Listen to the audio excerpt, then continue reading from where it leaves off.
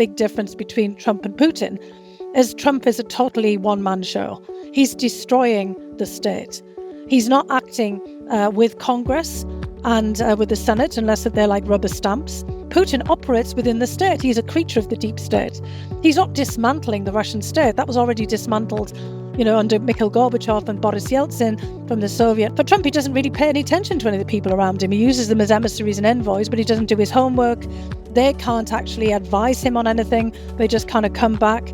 God knows what kind of conversations they have. Do they have notes? Do they fully understand, what they've heard? And that makes Trump very unpredictable. In Russian times, the Russians have moved on beyond that. So I think if Putin's looking at his own crystal ball, he also can't say.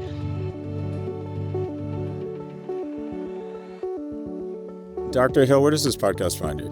It finds me in my office at the Brookings Institution in Washington, D.C. Good. Let's bust right into it. We're recording this on Tuesday. Trump is speaking with Putin today, ostensibly to discuss ending the war in Ukraine. Give us what you believe is the state of play, what each party wants from this, and what you think the likely outcome will be. Well, it's actually a pretty complicated situation because we're tending to see this in a bilateral sense between the US and Russia, and also then with Russia and Ukraine. President Trump has inserted himself into what he's basically saying is a conflict with two sides, with Ukraine and Russia, but it's far beyond that. Russia's been supported, certainly since well into the war in the first year in 2022, by an array of other countries in its ability to continue the fight with Ukraine. It's gone from being a special military operation to the largest land war in Europe since World War II.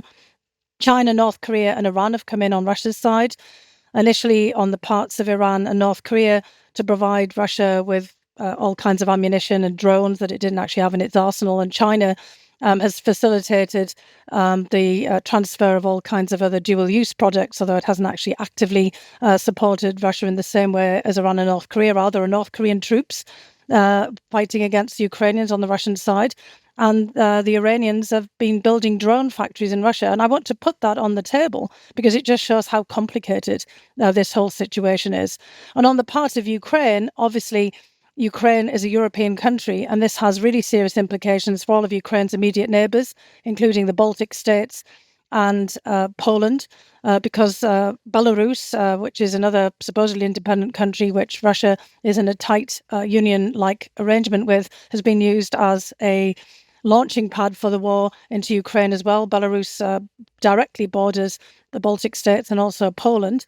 And of course, for Europe, this is an existential European security issue. They're under assault 24/7 from Russia one way or another, either by cyber attacks or critical national infrastructure attacks, poisonings, assassinations, all kinds of things, sabotage operations.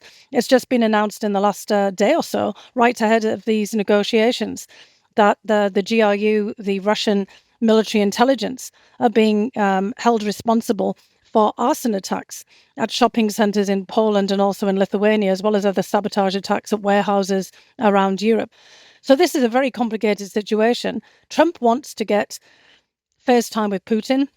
I mean, we should already anticipate, I think, that he's had a whole host of phone calls. I find it hard to believe that Steve Witkoff has been talking for hours with Putin without any other sets of interactions with President Trump in the meantime.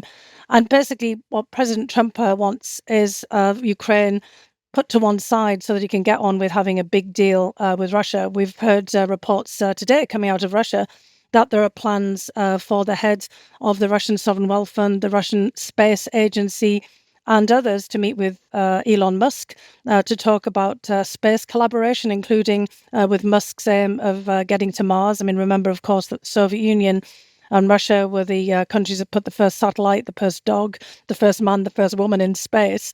And obviously a personal dream of Musk, not just to access space, but also to get to Mars. So there's a lot going on here. And in the midst of all of this is Ukraine, that was basically fighting for its survival. And Russia wants a maximalist approach still with Ukraine. It's been very apparent from all the statements coming out of Russia that Putin is not prepared at all to concede beyond the goals that he laid out at the beginning of this conflict, which was taking control one way or another of key territories in Ukraine and having a say about where Ukraine goes in the future.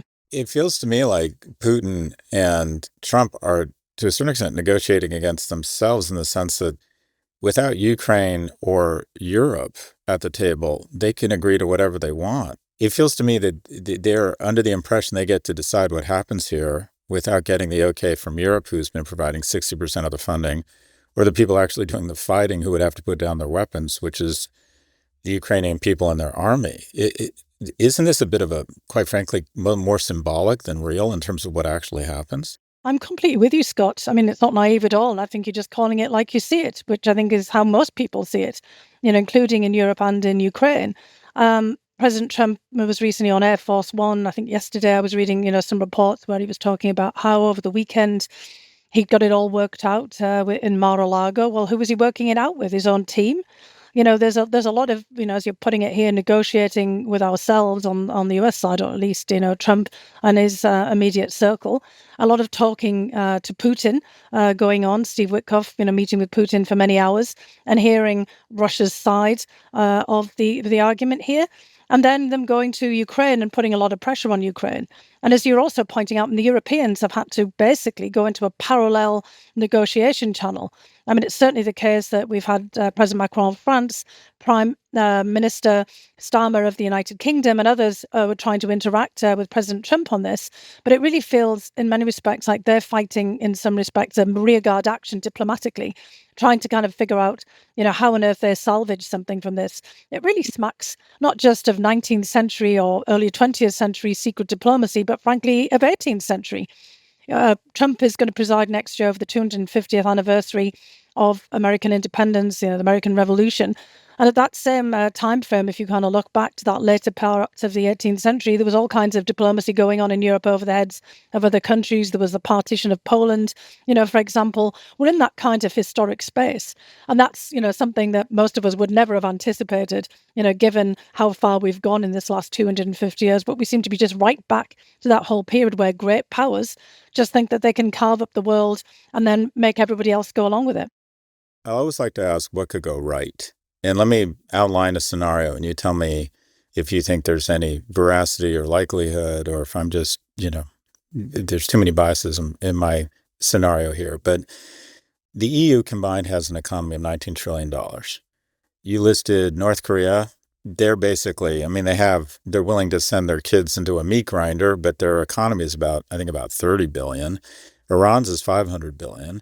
China, obviously, that's a huge economic power. But my sense is they actually have a vested interest in keeping this war going because they get to get oil on sale from Russia because no one will buy their oil. If the EU gets its act together, coordinates their incredible military infrastructure, they have great weapons manufacturers, they have incredible IP.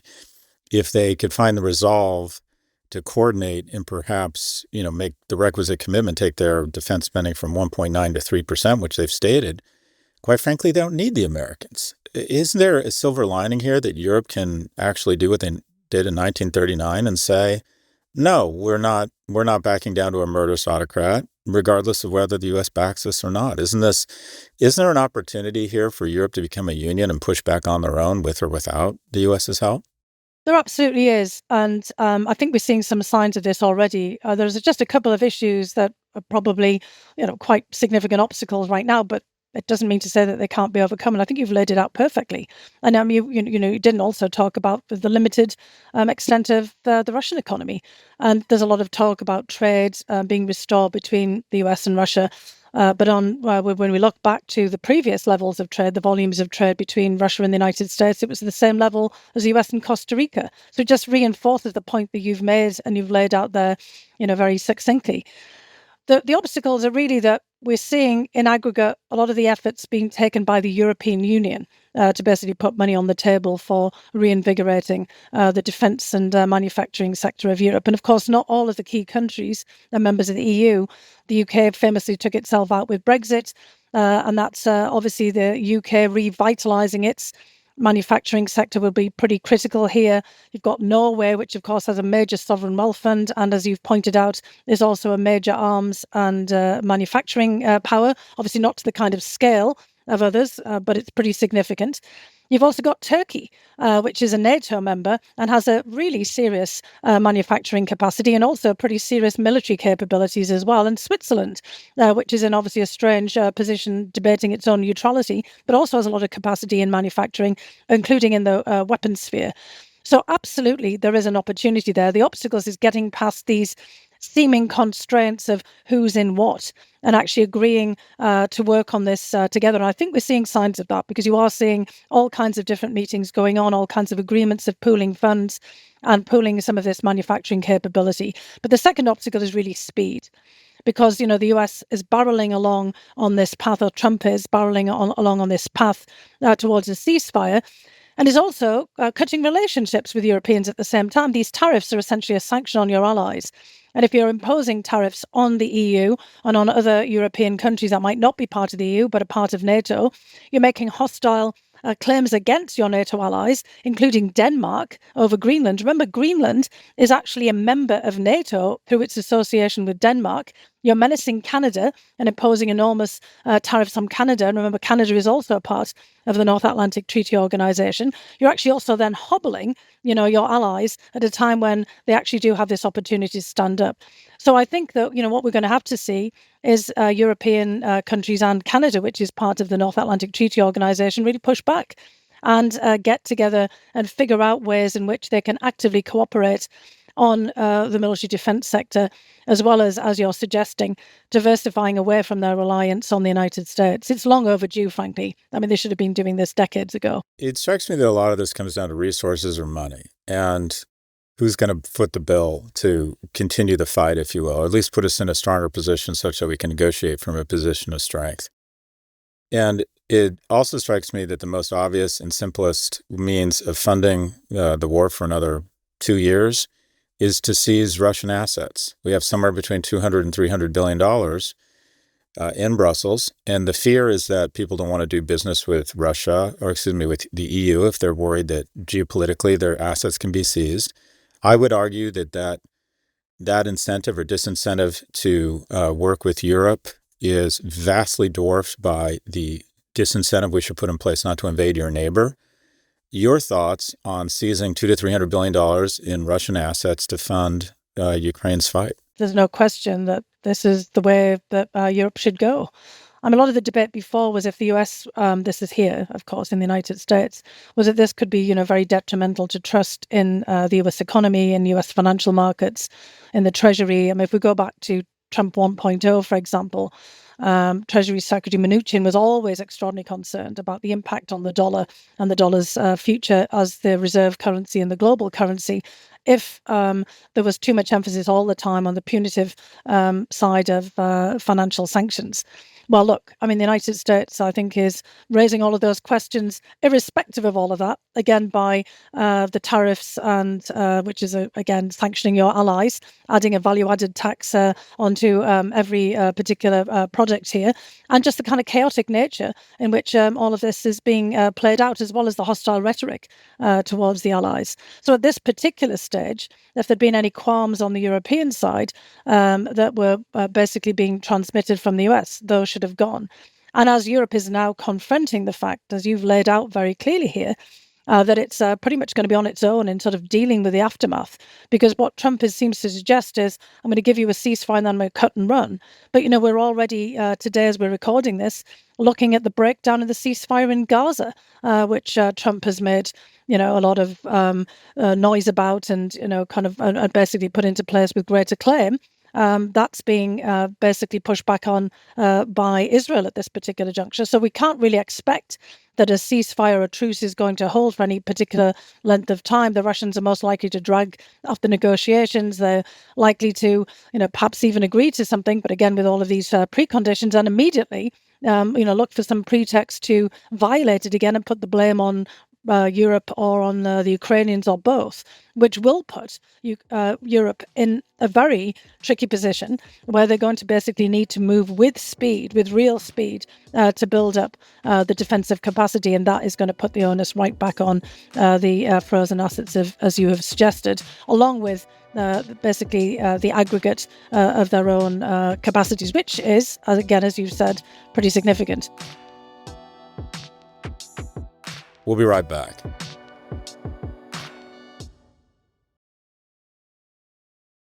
You listed China in the same group as Iran and North Korea in terms of their support of Russia. And my impression, it might be the wrong impression, is that China wants to stay on good terms mostly with everybody, and they're being polite, maybe even supportive of Russia, but don't want to alienate the rest of the world and haven't gone.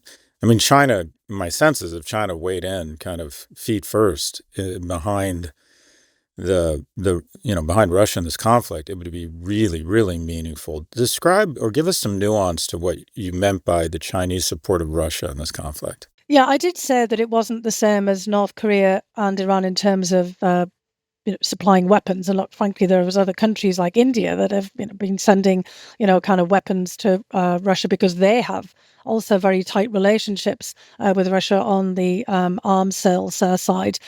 India traditionally got all of its weapons from the Soviet Union and also from Russia. But India hasn't rhetorically, come out in support of Russia in the way that China has. President Xi and President Putin have very close personal relationships. You can't basically underscore enough about how close that personal relationship is. They have the same rough birth date, the same outlook on the world. They've met each other more times than any other, set of leaders. And if you recall, just before Russia's launch of its invasion of Ukraine, there was the meeting on the sidelines of the Beijing Olympics, between the Winter Olympics, that is, between Putin and Xi, in which they declared basically a strategic bilateral relationship, a partnership without limits. Now, the Chinese have been quick to try to point out that they didn't realize that Putin was essentially going to move into Ukraine quite so soon afterwards. I think there's a lot of regret that, a bit of buyer's remorse there, that they made this statement and then that was so soon on the heels of this invasion. Of course, if it had turned out differently, it was indeed a special military operation, not this largest land war in Europe since World War II. China might have felt a little bit, more sanguine about this. But nonetheless, all the way through, the Chinese have made it very clear to Ukrainians and others that they do not want to see Russia lose. Now, ironically, China was also the largest investor in Ukraine as a single country before the war. They have no beef with Ukraine. They've made that very clear to the Ukrainians. They've also said this to the Europeans. They see this as a proxy war against the United States. And so they don't want to see Russia lose. Now, the interesting factor is that the United States is pulling out of this. Trump has also recognized this. He said that, he never wanted to be part of this. They've recently started to say this. Now, the United States was never actually embarking on a proxy war against Russia. Like Europeans, they were trying to basically help Ukraine defend itself, which Ukraine has every right to under the terms of the UN Charter. And of course, it's very similar to Kuwait, back in the day, and to other countries that have been invaded by a much larger neighbor. But for China, basically the failure of Putin to prevail in this war in Ukraine would be very symbolic then of a mistake that would have been made by Xi in backing Putin as his horse in this race. And so the Chinese have been saying to the Europeans, and I was at the Munich Security Conference in February, through the infamous J.D. Vance speech there, but where the Europeans were hearing from the Chinese a lot of pleasure, frankly, about the rift between Europe and the United States. And China saying to Europe, look, there was nothing personal in our support of Russia here. I'm sure you understand our position, and we're going to be there for you. When this war ends, we're going to help in terms of construction and investment. There's been a great deal of desire on the Chinese part to pull away European countries from the United States. But I think they've got a fundamental misreading of the situation. In fact, they're aiding and abetting this major war in Europe. And in World War II, China was on the other side of the ledger, right? I mean, China was part of the Allied powers. Of course, that was in its war with Japan after all the Japanese invasions of China. But this time, for the first time in history, China is on the wrong side from the European perspective of a major land war in Europe. And again, even if it isn't to the same extent as North Korea and Iran, China has been putting all of its focus on making sure that Putin and Russia are propped up and that they don't fail in this endeavor. And really, what is this endeavor? It's to slice and dice Ukraine and to dominate Europe. So loosely, kind of a crude overview is that the world is bifurcating into sort of the U.S. and Europe and some of democracies globally, whether it's Japan or Australia. And then there's Russia, Iran, um, North Korea, and to a certain extent, China, and there's some nuance there. But just as the swing voter is the most important voter in the U.S., that small group of people that swing elections one way or the other, it feels as if this new swing voters, in terms of size of economy and playing both sides a little bit, are India and the kingdom. And it sounds like you're saying India, if you had to tilt them towards one side, it's towards Russia. I just want to confirm that that thesis is correct. And two, I'm curious what the kingdom's role in all of this is. I think that's a great observation, Scott. And I'd just like to be a little clearer about India. I don't think they're really tilted towards Russia, in so much as that was the original relationship. India and the Soviet Union, had this very close relationship for decades. And India was, of course, always unaligned. And India just doesn't want to choose sides. And of course, where there's an option for, expanding some of the relationships, some of the arms sales, the US didn't kind of come through, particularly quickly on offering an alternative. And remember, of course, that India always feels itself in a standoff, also with Pakistan, but very importantly with China. We've had a real hot conflict on the border between China and India in the Himalayas. That's a hot dispute all the time where, soldiers have died on the Indian side. And India's always been wanting to try to see if it could indeed pull Russia away from China. I think India's kind of given up on that idea, but it never quite basically gives up the ghost, but understands it has to keep this relationship with Russia. India also wants to have a relationship with the United States. It also, just to underscore, has deep interests in Europe, especially in the other kingdom, the United Kingdom, where you've got a kind of a reversal of the old colonial relationship. India is a major investor in India. There are, of course, very prominent Anglo-Indian populations, most notably Rishi Sunak, former UK Prime Minister. India's been heavily invested in steel and manufacturing. India is also heavily invested in global education, has been building universities and all kinds of relationships with UK and other educational sectors. So India is complex. India doesn't want to have to choose. It wants to basically chart its own course, which fits back to the old role in the unaligned movement. But as you're saying, they're very much a swing voter, and a lot of complexity there. In terms of the Kingdom of Saudi Arabia, I think is absolutely fascinating that the role that they're likely to play. I've had a number of conversations with them in other settings as well. It's not just about Russia. It's not just about what's happening with Iran in the region. It's not just about the United States either. You've got to remember that also the Kingdom of Saudi Arabia and the United Kingdom have very close relationships, lots of investment by the Saudis in the UK.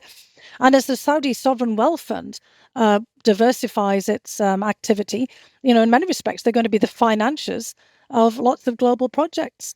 I kept thinking as I was kind of listening to some of the things that the Saudis were saying, it's almost like the Rothschilds of another century in terms of being the bankers, to the world, not just to Europe and the crown heads of Europe with the Saudi Sovereign Wealth Fund. They're heavily thinking about what does Saudi Arabia become and what do they do beyond oil and gas. So there's a lot to look into there. But beyond that, there's Brazil, there's South Africa. Turkey is a kind of swing voter in the European and, kind of broader Middle Eastern perspective. We've seen Israel, driving its own future and not being aligned with the United States on every front by any stretch of the imagination. So look, I think we've got a world here where there's a lot of other powers, regional powers, and some with global impacts who do not want to have to make a choice here. They don't want to be caught between the Russia or the United States, and anyway, the United States seems to be coming over to the Russian perspective. And they certainly don't want to be a part of a world in which the United States, China, and perhaps Russia are carving things up for themselves. And within that, Europe gets back to where you started with. Europe itself, in its various different connotations of EU, European members of NATO, if they start to, set up their own sub-NATO regional alliances, could all play swing roles in all of these issues. So this is not a world dominated just by great powers in the old 18th, 19th or 20th century. The 21st century is a much more complex and messy place. So you've worked on Russia policy across 3 different administrations, Bush, Obama, and Trump. So I want to ask a more basic question, and that is, it is difficult for a lot of us to understand the end game here and the strategy behind what Trump's approach to Ukraine. It feels as if he started the negotiation with Russia by folding. Like, okay, you can have everything. Now let's start the negotiation. And from someone such as myself, who I think has a bias against Trump, it feels to me like Putin has agreed to buy billions of dollars of Trump coin, and that in exchange, they've decided they're going to have two spheres of influence between two autocrats and carve up the world for their own financial benefit. Steel man a more logical explanation of the current complexion of Trump as it relates to Ukraine. In sum, what are they thinking? What is the end game? Well, look, this isn't about America, Scott. Let's be frank. And, if I really kind of think about it, I mean, you cover this a lot on your podcast. It's the kind of thing that I also look at. This whole deindustrialization of the United States. I wrote a book a few years ago about this in the United States, Russia, and, UK context. There's a whole host of issues that have been decades in the making that need to be addressed. And this is one way of doing them, basically a convergence between Russia and the United States. It's a convergence of autocratic thinking, to be honest. I mean, we're talking about the very top of our economic pyramid here. And it's really driven in a large part by Trump and his own worldview. And I'll get to that in a second, but also by people like Elon Musk. I mean, Musk has a vested interest, I mentioned this earlier, in basically engaging directly with Russia. I think he's been a big driver of this as well. In parts, it's for Starlink and for the relay stations, the terrestrial relay stations. He needs to have global coverage. Russia is the largest territory in the world, along with China and then, Iran, as well as the United States, Canada, all these giant countries. He needs to have those within his frame for his business to succeed. And look at SpaceX. It developed using the first rocketry and all of the systems developed first in the Soviet Union and Russia. The first inventor of the rocket ship was a Russian scientist, an autodidact, very similar to Musk, frankly, back at the period before the Russian Revolution. So the Soviet Union and Russia have been the pioneers in space. And as I said, there's now discussions going on about how to work for Musk with the Russian Space Agency, the Russian Atomic Agency, et cetera, et cetera. So there's that. And then there's also this great desire that Trump has had since the 1980s of doing business with the Soviet Union and with Russia on a whole host of different fronts from his family perspective. And that's definitely out there. And you mentioned cryptocurrency and all the other kinds of issues that are out there on the table. So that's a major part of this. Of course it is. And it's autocrat to autocrat, oligarch to oligarch, very similar sort of setup here. It's got nothing to do with Americans, particularly given back, as we said before, about the paucity of the trade relationship between Russia and the United States in the past. But it could be very significant in this few set of areas.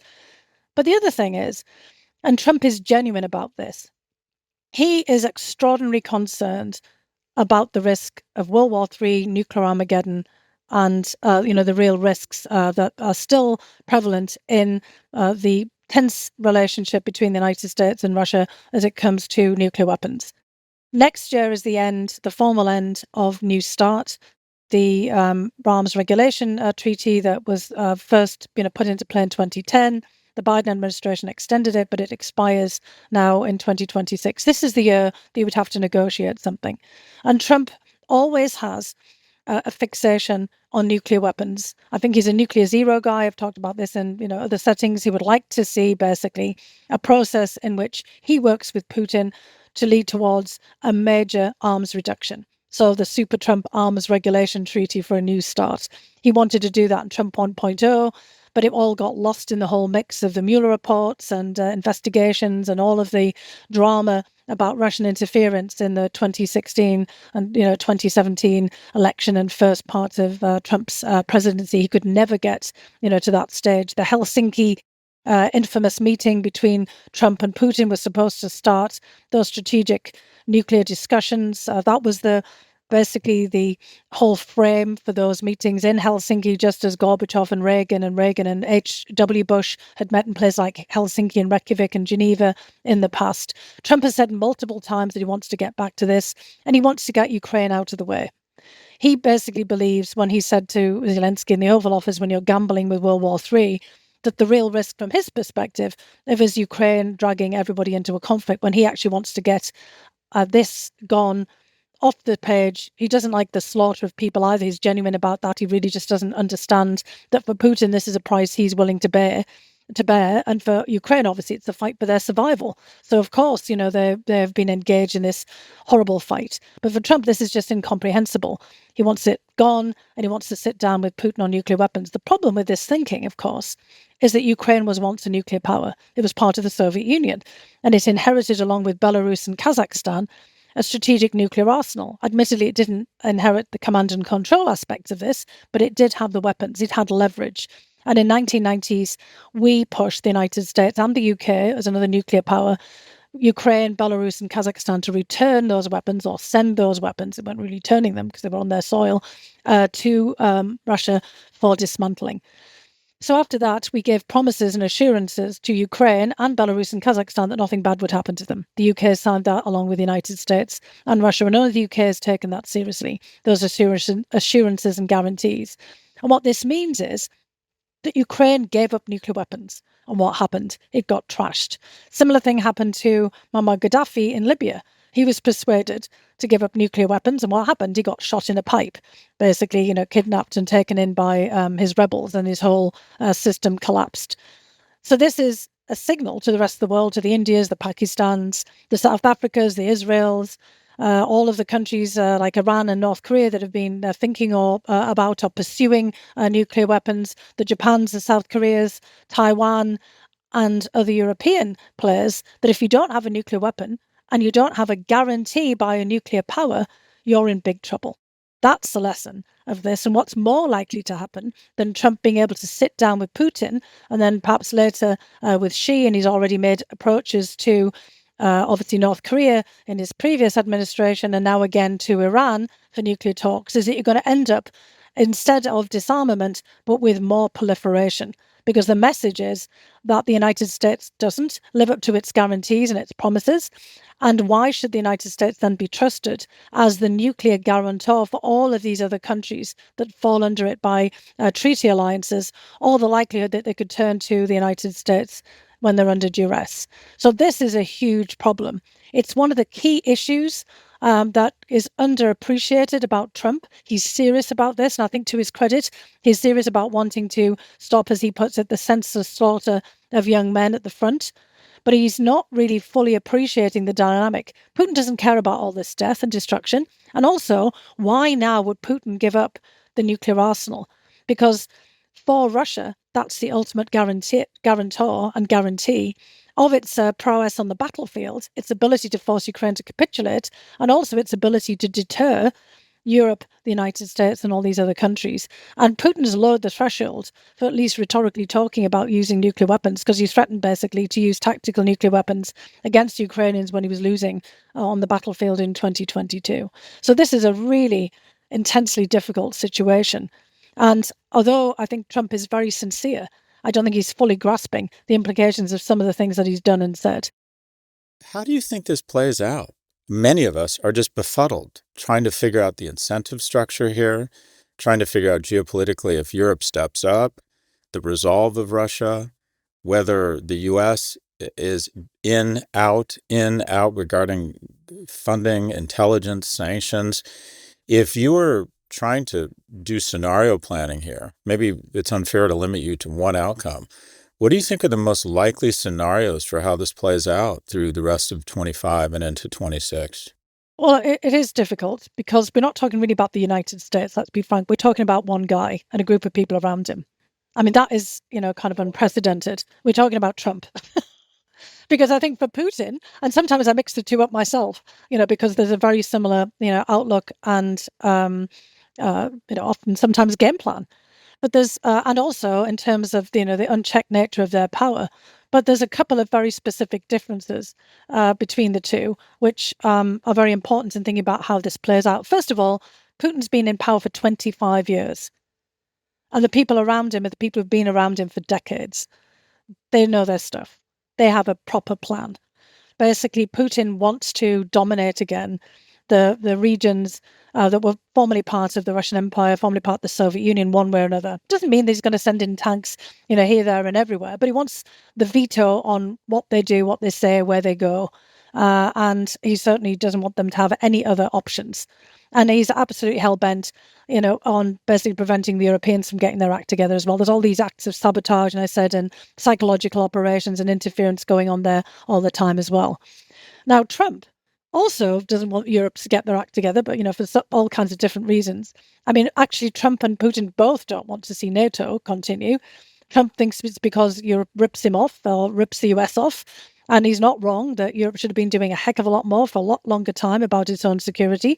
And they should have got this message decades ago, not even just when Obama made the points in 2014 after Russia had annexed Crimea. But there's been every conceivable US administration going back to the 1960s and to Kennedy. There's been actually saying to Europe, come on, get going. This is not just all reliance on the US time. And that's beyond, obviously, the strategic nuclear umbrella, but in terms of building up and taking up more responsibility for their security.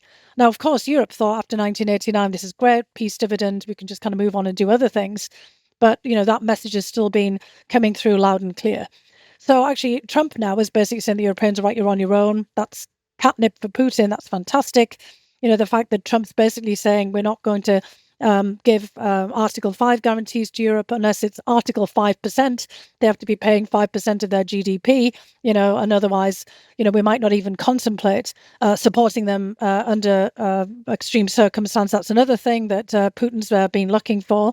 So, I mean, basically what I'm trying to say here is what it's more likely to be is that the United States is going to be supporting the Russian position because there's so many things that, Trump actually also sees eye to eye with Putin on.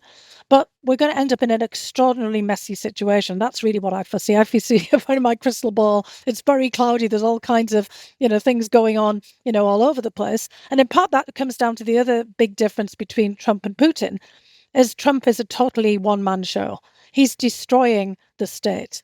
He's not acting with Congress and with the Senate, unless they're like rubber stamps, which actually for Putin also, the Russian Duma, the Russian parliament's also a rubber stamp. But Putin operates within the state. He's a creature of the deep state. He's not dismantling the Russian state. That was already dismantled, under Mikhail Gorbachev and Boris Yeltsin from the Soviet and Russian times. That the Russians have moved on beyond that. He works through his state negotiators, Lavrov, the foreign minister, for example, his advisors, Ushakov, as well as through oligarchs and business people. They all work for him, and they're all one very tight team.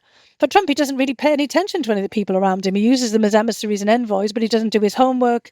They can't actually advise him on anything. They just kind of come back. God knows what kind of conversations they have. Do they have notes? Do they fully understand, what they've heard? And that makes Trump very unpredictable. So I think if Putin's looking at his own crystal ball, he also can't say where this is going to go. He's going to have to be constantly on the ball, not just the crystal ball, but on the other ball, trying to kind of figure out how he can push Trump in his direction.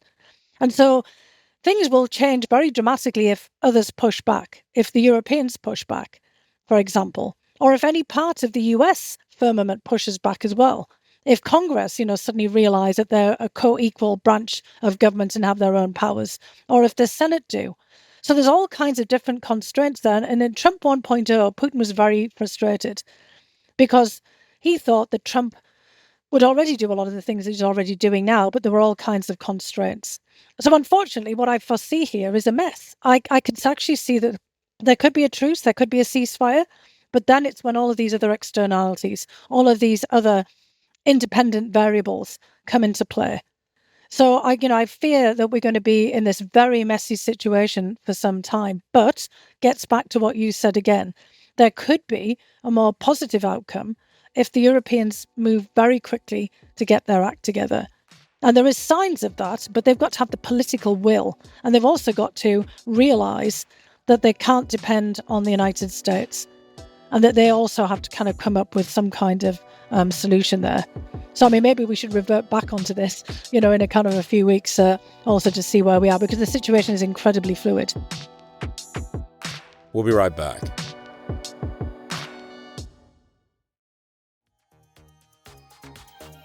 We're back with more from Dr. Fiona Hill. So I want to transition. You're the chancellor of Durham University, one of the UK's top institutions. And I would just love to get, but you're also very familiar with the U.S. And the U.S. does a small number of things really, really well. We're great with technology and software. We're great at media. We make the best weapons in the world. And I would argue that on a balanced scorecard, we dominate higher education, which isn't to say there aren't other pockets of outstanding higher ed, including in the UK. But as the leader of a UK higher ed institution, how would you compare and contrast higher education in the UK versus the US, and what can we learn from each other? Well, there's a lot of interesting lessons there, and I know, Scott, that you pay a lot of attention to this. So I actually also, I'm on the board of overseers of Harvard. I was elected to that just a couple of years ago. And of course, I came to the United States, as many people did, to study. I came in 1989, and I came because there was much more opportunity in the US system. I had a full scholarship from Harvard. My father was a coal miner. There was, no real opportunities for education for his generation. And, my generation was lucky that, I had a reasonably good level of elementary schooling. My secondary school wasn't great, but there was this opportunity for scholarships. I went to university in the UK, to St Andrews, basically funded by my local education authority. But the real step up, as you're basically hinting at here, was when I came to Harvard. I was blown away by the resources. Of course, I studied history and Russian and, all the things that I'm using today. And there was that aspect also. The founding of the Russian Research Center, other regional studies centers, the massive investment in language study, history. I studied with Richard Pipes, one of the greatest, figures in Russian history, for example, is one of his last graduate students. All of that was greatly admired around the world, as well as all of the scientific research, biosciences that has been started off by the US. And of course, that was one of the secrets of the United States' success after World War II, was this massive investment in education and in research. And the difference with the UK, which is the closest proximate to the United States, is it's all the public sector. So the role that I have at Durham as the chancellor is more as an ambassador. I have a non-fiduciary, role at the institution. The 140 plus UK universities are almost all the basically publicly funded by the government, which of course has all kinds of constraints on this, because it's very difficult for them to build up the kind of private endowment and investments that you see in the US. Only a few universities have managed to do that, Oxford and Cambridge, most notably to some degree St Andrews, where I was at undergraduate, and also Durham, but these are really small in comparison. And they are very dependent also on student fees, which are capped, and also kind of on international students. And they don't have the research capacity that the US does. And there's one thing that I think most people in the United States are completely unaware of, is that the United Kingdom, through its UK research and innovation funds, and Germany and many other countries invest heavily in US higher education. They're also, for the big universities like Harvard, are on bond markets and on the international markets as investment opportunities. And all of this is going to take an enormous hit. Some of this freezing of grants and, funding that we've already seen through NIH, etc. There's also matching funding from Germany, from the UK, and, from other countries. Huge investments in the US higher education. Also students, all of this movement now to expel students on visas and green card holders, irrespective of, the circumstances around this, is going to have a huge chilling effect. The cutting of NIH grants, the cutting of USAID and other federal funding, looking at what's just happened to Johns Hopkins, for example, 800 million of money that's gone from USAID that was on global public health. I mean, again, these are all areas that other countries were heavily invested in. So I actually think that, what's happening right now is the killing of the golden goose, because another thing that I know from the US and the UK perspective is that universities are anchor institutions in their regions. And it's not just private Ivy League universities that are key in the United States. It's obviously the public and land grant universities, which were set up in the 1860s to the 1890s. Other intermediate universities, community colleges, they all have a huge impact in terms of the revenue that they generate and in terms of the jobs and employment. In the UK context, for example, in the northeast of England, which is one of the poorest regions in Europe, let alone in the UK, 2.2 billion annually is generated just by the cluster of universities there, including Durham, which is the largest of the research universities. In terms of the United Kingdom at large, there's something almost like 800,000 jobs and literally tens of billions and the hundreds of billions of revenue every year. And of course, you scale that up even larger. You think about Massachusetts, Boston, all of the economies of these regions, Research Triangle in North Carolina, Michigan, Pennsylvania, Pittsburgh, and Carnegie Mellon driving change in those cities. It's not just in the coast. It's in the old industrial heartlands where change is being driven by universities. University of Idaho, the University of Nebraska, all of these universities are taking huge hits. This is going to have enormous ripple effects across the entire country. So I can't resist. I didn't realize you're on the board of overseers of Harvard. So my sense is that there's just a different zeitgeist in higher ed, or one of the differences is that people in the UK think of universities as sort of a public good, and they don't feel the same obligation or gratification or ego boost by giving money back to the university. I just pulled up that the endowment at Durham is 110 million pounds, or about $140 million. Is that accurate? That's about right, yeah. And I've actually, given money myself to the university out of my recent book, for small stipends and bursaries for students. It's just not the same scale that it is here in the US, including for the public, and land grant universities, the big state universities where people tend to give money as well. High schools, the whole education sector. But where I was headed with it was Harvard, I believe, has a $53 billion endowment, and it lets in 1,500 people a year. And in the U.S., I believe that higher ed, that we're basically the enforcers of the caste system, that we create artificial scarcity despite having the resources to dramatically increase our freshman seats, such that we can feel better about ourselves, and the value of the degree goes up for the incumbents at the cost of the entrance in society writ large. Do you think there's an issue with a place like Harvard